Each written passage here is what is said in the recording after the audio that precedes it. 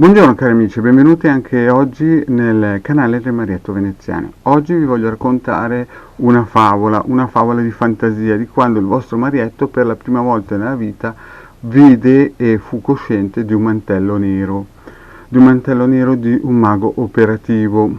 Allora, vi racconto questa storia così che capiate un po' come girano le cose in certi ambienti.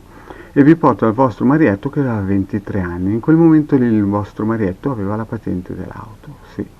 Anche lui era riuscito ad avere la patente dell'auto e quindi poteva andare in un appartamento, in una casa dei suoi genitori, che sapete che ormai erano genitori adottivi, e poteva andare liberamente, e questa casa era a 25-30 km dal suo appartamento dove viveva generalmente con i suoi genitori. Andava in questa casa a controllarla ogni tanto, a vedere se tutto era a posto.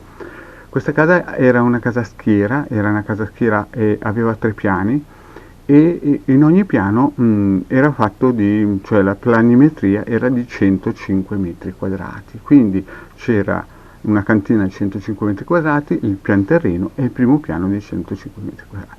Quindi era una casa immensa per 3 persone, e praticamente non aveva quasi mobili, era vuota, quindi era praticamente un supermercato vuoto. E quel giorno il vostro Marietto arrivò nella sua casetta, che andava a controllarla per come stava. Era un giorno di luce piena, soleggiato, e quindi cosa fa? Entra in casa pensando che non c'era nessuno. Quindi va dal pian terreno al primo piano e che si incontra? Il vostro Marietto, vi ricordo sempre che è un racconto di fantasia, incontra il suo padrone di casa, e che in quel momento lì il padrone di casa era diventato vice direttore di una grande fabbrica di illusioni, la chiamiamo fabbrica di illusioni, ed era vice direttore operativo. Il che il Marietto, che voleva entrare in questa fabbrica di illusioni, subito si mise giù a 45 gradi e disse buongiorno, però disse fra sé: ma come fa a essere entrato in casa mia questo signor direttore che è anche il mio ex padrone di casa? Ma questo non fu niente, e che subito il Marietto pensò: beh, magari visto che è amico del mio paparozzolo, magari gli avrà dato le chiavi ed è venuto qui. Il problema cos'era? Che questo vice direttore aveva su un mantello nero, un mantello proprio nero operativo, e in quel momento lì il vostro Marietto pensò: caspita, ma questo qui deve andare a una festa in maschera. Al che, preso dallo stupore che aveva trovato qualcuno in casa sua, il vostro Marietto cosa gli fece? Buongiorno signor, adesso dico il nome fantasia. Buongiorno signor Carlo, mi raccomando un nome fantasia, eh? Buongiorno signor Carlo, ma cosa fa qui? E lui mi disse: aspetto un genio o dei geni. Al che il vostro Marietto, sapendo che questo era vice direttore di questa struttura di fabbrica di illusioni, a un certo punto pensò: starà aspettando qualche cliente della fabbrica, avrà dato appuntamento a casa mia, magari col mio babbo si sono messi d'accordo per far venire questi clienti qua. Al che io arrivai su al pianerottolo di questo atrio del piano superiore di casa mia e vidi che, oltre ad essere vestito con questo mantello nero, col cappuccio, mantello nero di seta, era dentro un cerchio di farina. Al che mi mise a ridere, perché pensai: ma caspita, questo qui è una carnevalata, magari con questi clienti vuole andare a fare una festa di carnevale. E cosa successe? Successe che questo qui gli disse, cioè il Carletto disse al vostro Marietto: senti, entra nel cerchio perché fra un po' arrivano questi geni. E io restai un pochino su lì, pensai: ma che caspita di geni sono questi qua? Pensavo che erano carne e ossa, chiaramente, no? E lui mi spiegò che erano spiriti, al che il vostro Marietto si mise a ridere, perché pensava: ma cosa sta dicendo questo qui? Questo qui è un materialista, adesso si mette a parlare di spiritelli.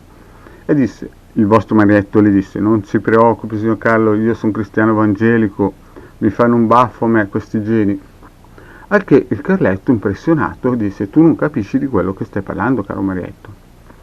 E quindi io restai fuori dal cerchio. A un certo punto dalla scala, dalla tromba delle scale, si sentì un botto immenso, quasi un'esplosione di un proiettile, e si vide una luce salire da questa scala.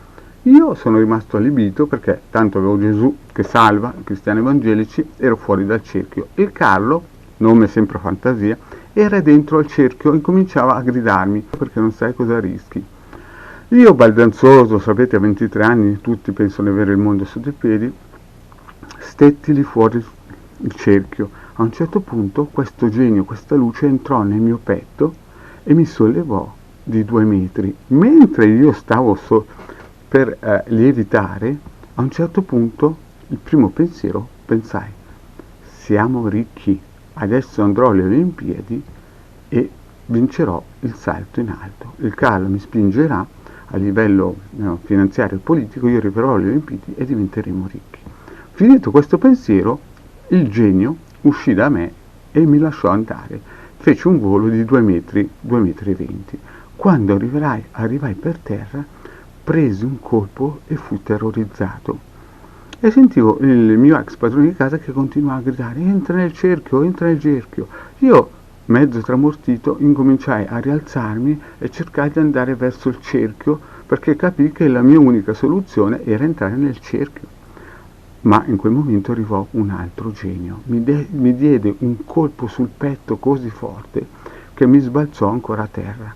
A quel punto il vostro Marietto pensò una cosa. Il babbo vero del Marietto da piccolino gli aveva detto, tu Marietto come minimo supererai gli 85 anni. In quel momento lì io pensai, il mio babbo vero si è sbagliato, oggi è la fine del Marietto, non ce la farò mai arrivare a 85 anni. Però cosa è successo in quel momento lì? Il terzo genio che arrivò mi colpì di meno e quindi ebbi ancora la forza di poter camminare, trascinare ed entrare dentro il cerchio. In quel momento in cui io fui dentro il cerchio mi strinsi forte forte al mio padrone di casa e lì capii che c'era qualcosa che non andava tanto. Lì capii che ci sono delle altre forze molto potenti che noi non conosciamo e non vediamo che sovrastano tutto quello che noi pensiamo sia vero.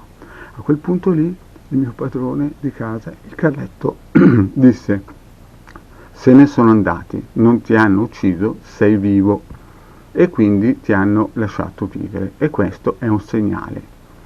Io rimasi di ghiaccio e tremavo tutto, lui uscì dal cerchio e a un certo punto io ero praticamente terrorizzato, lo guardai e pensai, cavolo, ma questo uomo è veramente potente, oltre ad essere materialmente potente è anche potente.